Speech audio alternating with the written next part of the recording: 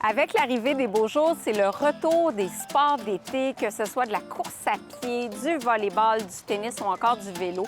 Les sportifs se réjouissent de renouer avec leur sport préféré. Maintenant, qu'est-ce qu'on mange avant, pendant et après l'activité physique? Avant l'activité physique, on ne se le cache pas, le corps, les muscles ont besoin de glucides, des glucides essentiellement complexes. Donc, plus on est loin de la période de début d'activité physique, plus on prend des glucides lents.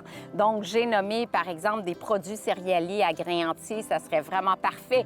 On peut, par exemple, si on commence un entraînement vers 9 h le matin, déjeuner vers 7 h, même 6 h 30, avec des rôtis, avec un gruyot, avec des céréales à déjeuner, puis d'ajouter des fruits, parce que les fruits contiennent des glucides d'absorption un petit peu plus rapide, ce qui est parfait également. Plus on se rapproche de l'activité physique, 1 heure et moins près de l'activité physique. Là, on veut des glucides d'absorption rapide, c'est-à-dire ça peut être une petite purée de fruits, on arrive sur le site ici, puis on prend une petite compote de pommes, ça serait vraiment parfait. Durant l'activité physique, ce qui distingue l'été de l'hiver, c'est vraiment l'importance de l'hydratation.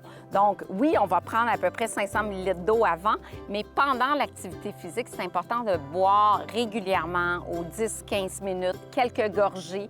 Et puis comme ça, on s'assure de rester bien hydraté parce que la performance dépend de 2 facteurs. Donc, la glycémie, le maintien de la glycémie à travers des sources de glucides. Donc, on doit consommer des glucides avant et pendant si l'activité se prolonge, et aussi une bonne hydratation parce que si on est déshydraté, c'est certain que ça va nuire à la performance sportive. Donc, on boit régulièrement, aux 15 minutes environ, quelques gorgées pour s'assurer de rester bien hydraté. Au-delà d'1 heure, maintenant, bien là, les boissons pour sportifs deviennent d'intérêt. Dans les boissons de réhydratation, on va avoir à peu près un 4 à 8 de concentration en glucides. Donc, on fournit du carburant aux muscles à l'effort et on a aussi des électrolytes, potassium, sodium. L'été, on transpire beaucoup quand on fait de l'activité physique et c'est important de remplacer ces électrolytes-là. Oui, ça peut être des boissons commerciales, mais on peut aussi se faire une boisson de réhydratation maison en mélangeant, par exemple, du jus d'orange avec de l'eau et une petite pincée de sel. Comme ça, on a naturellement du potassium dans le jus d'orange et puis le sel va apporter un peu de sodium et c'est parfait.